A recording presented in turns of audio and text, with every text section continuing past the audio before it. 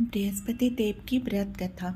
इस व्रत को करने से समस्त इच्छाएं पूर्ण होती है और बृहस्पति महाराज प्रसन्न होते हैं। बृहस्पतिवार के व्रत का कथा। प्राचीन समय की बात है, एक बड़ा प्रतापी तथा दानी राजा था। वो प्रत्येक गुरुवार को व्रत रखता था एवं पूजन करता था। यह उसकी रानी को अच्छा ना लगता था। ना वो व्रत करती थी, ना ही किसी को एक पैसा दान में देती थी। राजा को भी वो ऐसा करने से मना किया करती थी। एक समय की बात है कि राजा शिकार खेलने वन में चले गए। घर पर रानी और दासी अकेली थी। उस समय गुरु बृहस्पति साधु का रूप धारण कर राजा के दरबार पर भिक्षा मांगने आए। साधु ने रानी से भिक्षा मांगी तो वो कहने लगी, है साधु महाराज, मैं इस दान और पुण्य से तंग आ गई हूँ। आप कोई ऐसा उपाय बताइए जिससे ये सारा धन नष्ट हो जाए और मैं सुकून से रह सकूं। साधु रूपी बृहस्पति देव ने कहा, हे रानी, तुम बड़ी विचित्र हो। संतान और धन से भला कोई दुखी होता है। अगर तुम्हारे पास अधिक धन है तो इसे शुभ काम में लगाओ जिससे तुम्हारी दोनों लोग सुधरे। परंतु साधु की इन बातों से रानी खुश नहीं हुई। उसने कहा, मुझे ऐसी धन की आवश्यकता ही नहीं जिससे मैं अन्य लोगों को दान दूं तथा जिसको संभालने में ही मेरा सारा समय नष्ट हो जाए। साधु ने कहा, यह तुम्हारी ऐसी इच्छा है तो जैसा मैं तुम्हें बताता हूँ तुम वैसा ही करना। बृहस्पतिवार के दिन घर को गोबर से लिपना, अपने केसों को पीली मिट्टी से धोना, केसों को धोते समय स्नान करना, राजा से हजामत बनाने को कहना, भोजन में मांस मदिरा खाना, कपड़ा धोबी के यहाँ धुलने डालना। इस प्रकार 7 बृहस्पतिवार करने से तुम्हारा सब धन संपत्ति नष्ट हो जाएगा। इतना कहकर साधु रूपी बृहस्पति देव वहां से अंतर्ध्यान हो गए। साधु के कहे अनुसार करते हुए रानी को केवल 3 बृहस्पतिवार बीते ही होंगे कि उनकी सब धन संपत्ति नष्ट हो गई। भोजन के लिए परिवार तरसने लगा। एक दिन राजा रानी से बोले, हे रानी, तुम यहीं रहो, मैं दूसरे देश को जाता हूँ क्योंकि यहाँ पर मुझे सभी जानते हैं, इसलिए मैं यहाँ कोई छोटा काम नहीं कर सकता। ऐसा कहकर राजा परदेश चला गया। वहां वो जंगल से लकड़ी काट कर लाता और शहर में बेचता। इस तरह वो अपना जीवन व्यतीत करने लगा। इधर राजा के बिना रानी और दासी दुखी रहने लगी। एक समय जब रानी और दासियों को 7 दिन बिना भोजन के रहना पड़ा तो रानी ने अपने दासी से कहा, हे दासी, पास ही के नगर में मेरी बड़ी बहन रहती है।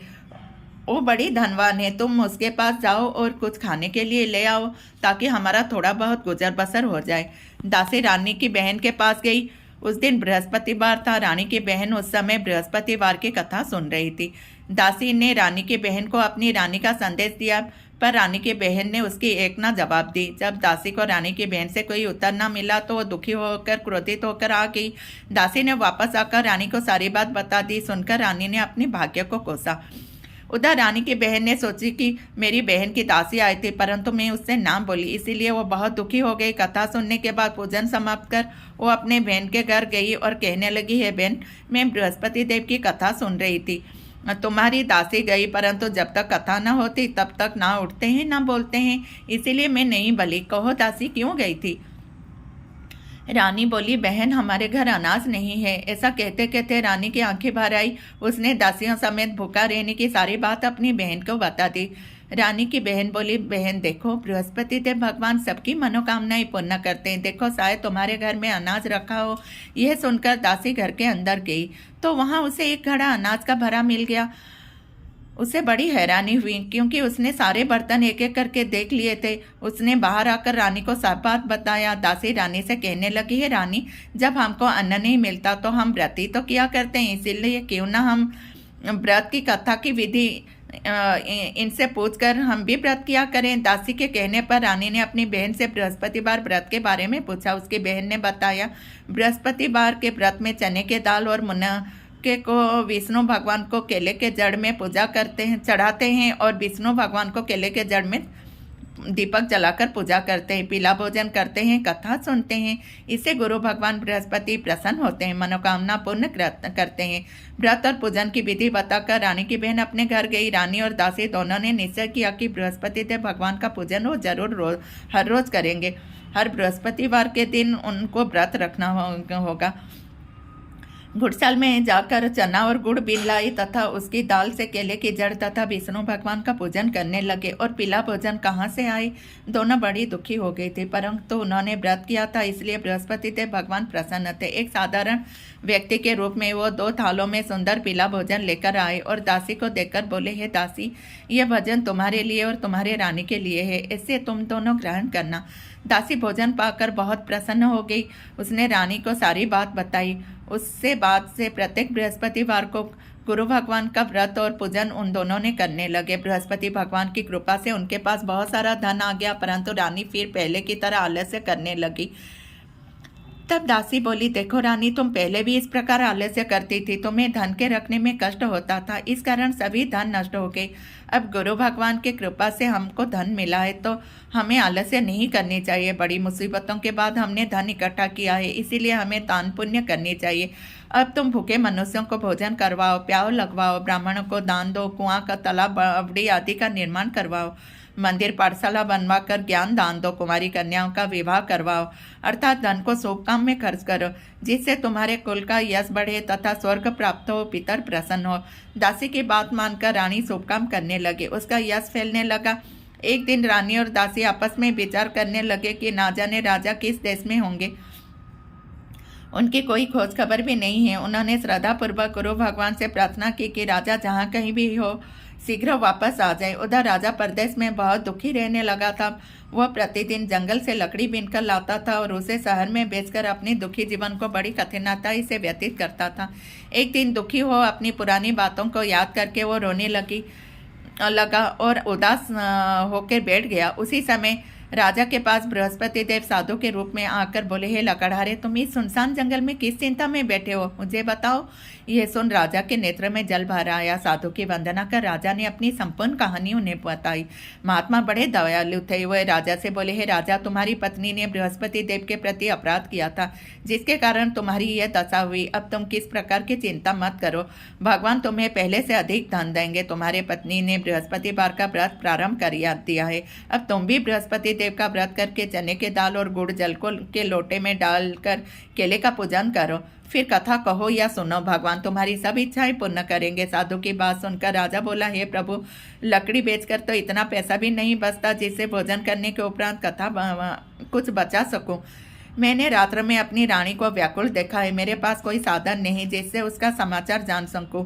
फिर मैं बृहस्पति देव का क्या कहानी कहूँ, यह भी मुझे मालूम नहीं। साधु ने कहा, है राजा, मन में बृहस्पति भगवान का पूजन व्रत का निश्चय करो, वो स्वयं तुम्हारे लिए कोई राह बना देंगे।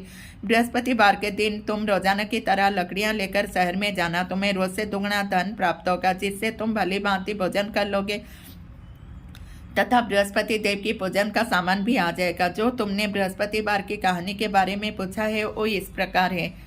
बृहस्पति देव की कहानी। प्राचीन काल में एक बहुत ही निर्धन ब्राह्मण था। उसके कोई संतान नहीं थे। वो नित्य पूजा पाठ करता था। उसकी स्त्री ना स्नान करती थी, ना किसी देवता का पूजन करती थी। इसी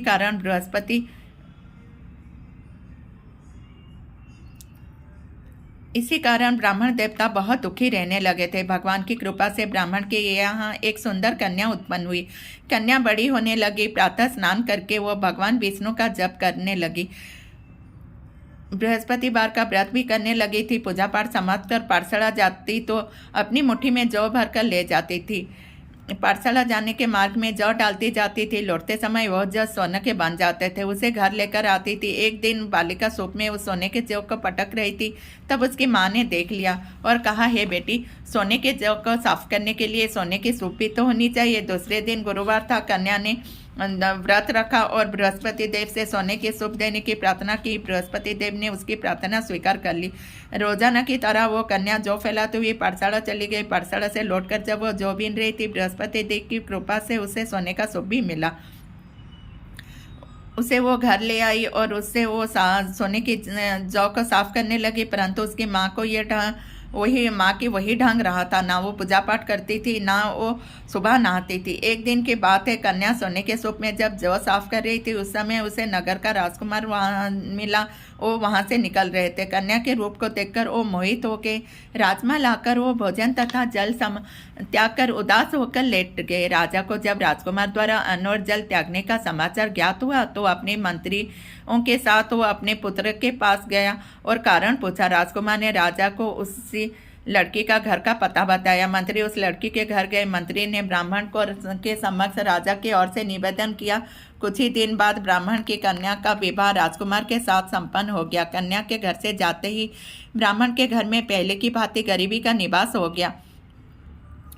एक दिन दुखी होकर ब्राह्मण अपनी पुत्री से मिलने गया। बेटी ने पिता की अवस्था को देखा और अपनी माँ का समाचार पूछा। ब्राह्मण ने सभी हाल कहा। कन्या ने बहुत सा धन देकर अपने पिता को विदा किया, लेकिन कुछ दिन बाद फिर वही हाल हुआ। ब्राह्मण फिर अपने कन्या के पास गया और सब हाल बोला।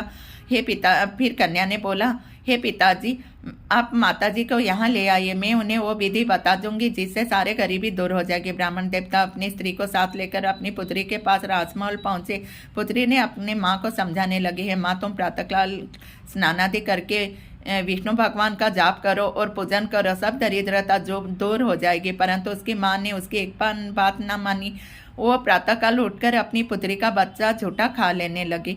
एक दिन उसकी पुत्री को बहुत गुस्सा आ गया। उसने माँ को एक कोठरी में बंद कर दिया। प्रातः उसे स्नानादि करवा कर पूजा पाठ करवाया तो माँ की बुद्धि ठीक हुई।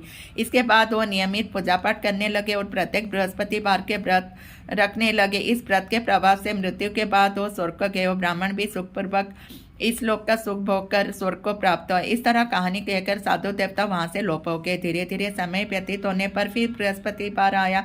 राजा जंगल से लकड़ी काटकर शहर में बेचा। उसे उस दिन अन्य दिन से दुगना धन मिला। वो चना गुड़ आदि लाकर बृहस्पति भगवान का व्रत किया। उस दिन से उससे सभी क्लेश दूर हो गए। परंतु जब अगले गुरुवार आया तो वो बृहस्पति देव का व्रत करना भूल गया। इस कारण बृहस्पति भगवान नाराज हो गए। उस दिन वो नगर के राजा से विशाल यज्ञ का आयोजन किया था और अपने समस्त राज्य में घोषणा करवा दी थी कि सभी मेरे यहाँ भोजन करने आवे, किसी के घर चूल्हा न जले। इस आज्ञा को जो न मानेगा उसको फांसी दे दी जाएगी। राजा की आज्ञानुसार राज्य के सभी वासी राजा के भोज में सम्मिलित हुए, लेकिन लकड़हारा कुछ देर से पहुंचा, इसलिए राजा उसे अपने साथ महल में ले आए। जब राजा लकड़हारे को भोजन करा रहे थे तभी रानी की दृष्टि उस खुंटी पर पड़ी हुई अपने हाथ पर पड़ी। वो खुंटी पर लटका हुआ नहीं दिखाई दिया। रानी को निश्चय हो गया कि इस लकड़हारे ने उस हार को चुरा लिया है। लकड़हारे को जेल में डालवा दिया।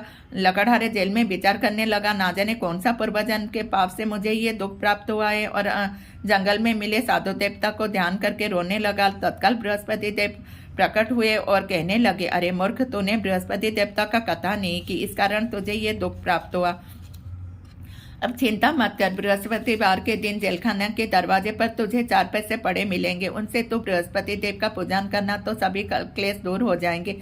अगले बृहस्पतिवार उसे जेल के द्वार पर 4 पैसे मिले। राजा ने पूजा का सामान मंगवाकर कथा कही और प्रसाद बांटी।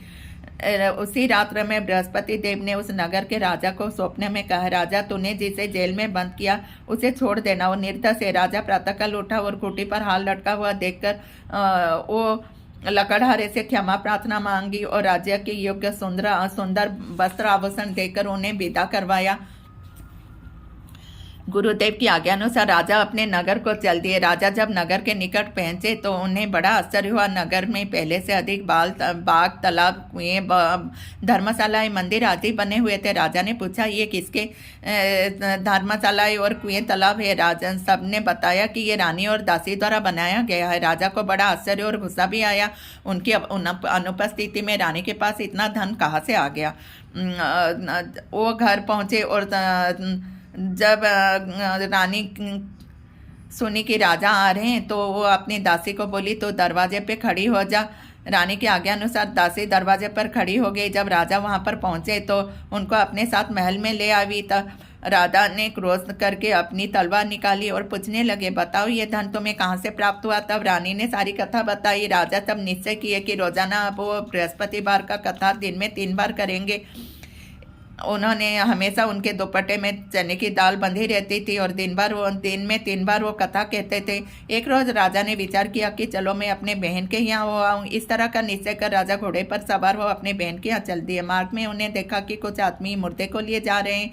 उन्हें रोककर राजा कहने लगे, अरे भैया, मेरी बृहस्पतिवार का कथा थोड़ा सुन लेना। उनमें से कुछ आदमी ने बोला, लो, हमारा आदमी मर गया और इसको अपनी कथा की पड़ी हुई है। परंतु कुछ आदमी बोले, अच्छा कहो, हम तुम्हारी कथा सुनेंगे। राजा ने दाल निकाली और कथा कहना शुरू कर दी। जब कथा आधी हुई तब मुर्दा हिलने लगा और कथा समाप्त हुई तो राम राम करके उठ गया। राजा आगे बढ़े, उसे चलते चलते शाम हो गया। आगे मार्ग में उन्हें किसान खेत में हल चलाता मिला। राजा ने उनसे कथा सुनने की आग्रह की, लेकिन वो नहीं माना। राजा आगे चल पड़े। राजा के हटते ही बैल पछाड़ खाकर गिर गए और किसान के पेट में जोर से दर्द शुरू हो गया। उस समय किसान की पत्नी रोटी लेकर आई। उसने जब देखा कि तो अपने पुत्र से सब हाल पूछा। बेटे ने सभी हाल बता दिया। बुढ़िया दौड़ी दौड़ी उस घुड़सवार के पास गई और उससे बोली, मैं तेरी कथा सुनूंगी, तू अपनी कथा मेरे खेत पर ही चलकर कहना। राजा ने लौटकर बुढ़िया के खेत पर जाकर कथा कही, जिसे सुनते ही बैल खड़े हो गए और किसान के पेट का दर्द भी ठीक हो गया। राजा अपनी बहन के घर पहुंचे। बहन ने भाई की खूब मेहमान नवाजी की। दूसरे रोज प्रातःकाल राजा जागा तो देखने लगा कि सब लोग भोजन कर रहे हैं। राजा ने अपनी बहन से कहा, ऐसा कोई मनुष्य नहीं जिसने भोजन नहीं किया हो, जो मेरी बृहस्पतिवार का कथा सुन ले। बहन बोली, है भैया, ये देश तो ऐसा ही है, पहले यहाँ के लोग भोजन करते हैं, बाद में अन्य काम करते हैं। फिर वो एक कुम्हार के घर गया जिसका लड़का बीमार था। उसे मालूम हुआ कि उसके यहाँ 3 दिन से किसी ने भोजन नहीं किया है। रानी ने अपने भाई की कथा सुनने के लिए कुम्हार से कहा तो वो तैयार हो गया। राजा ने जाकर बृहस्पतिवार की कथा कही, जिसको सुनते ही उसका लड़का ठीक हो गया। अब राजा की जय जयकार और प्रशंसा चारों ओर होने लगी। एक दिन राजा ने अपनी बहन से कहा, बहन, मैं अब अपना घर लौटूंगा, तुम भी तैयार हो जाओ मेरे साथ जाने को। राजा की बहन ने सास से अपनी भाई के साथ जाने की आज्ञा मांगी। सास बोली, तो चली जा, परंतु अपने लड़कों को मत ले जाना, क्योंकि तेरे भाई के यहाँ तो कोई औलाद नहीं है। बहन ने अपने भाई से कहा, है भैया, मैं तो चलूंगी, पर कोई बालक नहीं चलेंगे। अपनी बहन को वहीं छोड़ दुखी मन से राजा अपने नगर को लौट आया। राजा ने अपनी रानी से सारी बात बताई और बिना भोजन किए सज्जा पर लौट गया। रानी बोली, हे प्रभु, बृहस्पति देव ने हमें सब कुछ दिया है, वो हमें संतान अवश्य देंगे। उसी रात बृहस्पति देव ने राजा को स्वप्न में कहा, है राजा, उठ, सभी सोच त्यार दे, तेरी रानी गर्भवती है। राजा को यह जानकर बड़ी खुशी हुई। 9वें महीने रानी के गर्भ से एक सुंदर पुत्र पैदा हुआ। तब राजा बोला, हे रानी, स्त्री बिना भोजन के रह सकती है, परंतु बिना कहे नहीं रह सकती। जब मेरी बहन आए तो उन्हें कुछ मत कहना। रानी ने हाँ कर दी। पर जब राजा की बहन ने ये शुभ समाचार सुनी और घर आई, बधाई लेकर, खुशियाँ लेकर अपने भाई के घर आई, तो रानी ने तब अब आने का उलाहना दिया। जब भाई अपने साथ ला रहे थे तब तो टाल गई, उनके साथ ना आई और आजा अपने आप ही भागी भागी बिना बुलाए आ गई। तो रानी को राजा के बहन ने बोली, भाई भाभी, मैं इस प्रकार की नहीं कहती तो घर में तुम्हारे औलाद कैसे होता। बृहस्पति देव सबकी मनोकामनाएं पूर्ण करते हैं। जो सद्भावना पूर्वक बृहस्पति भगवान का व्रत करता है एवं कथा पढ़ता है अथवा सुनता है और दूसरों को सुनाता है, बृहस्पति देव उसकी सभी मनोरथ पूर्ण करते, उनकी सदैव रक्षा करते हैं। जो संसार में सद्भावना से गुरुदेव का पूजन एवं व्रत सच्चे हृदय से करते हैं, उनकी सभी मनोकामनाएं वैसे ही पूर्ण होती हैं। जैसी सच्ची भावना से रानी और राजा ने बृहस्पति देव की कथा का गुणगान किया तो उनका ये सभी इच्छाएं बृहस्पति देव ने पूर्ण की। अनजान में भी बृहस्पति देव की उपेक्षा ना करे, ऐसा करने से सुख शांति नष्ट हो जाता है। इसलिए सबको कथा सुनने के बाद प्रसाद लेकर जाना चाहिए। सच्चे हृदय से बृहस्पति देव की मनन करते हुए जय जयकार बोलना चाहिए। इति श्री बृहस्पतिवार कथा व्रत समाप्त। सब बोलो विष्णु भगवान की जय, बोलो बृहस्पति देव भगवान की जय। ओम नमः भगवते वासुदेवाय नमः, ओम नारायणाय नमः, ओम बृहस्पति देवाय नमः।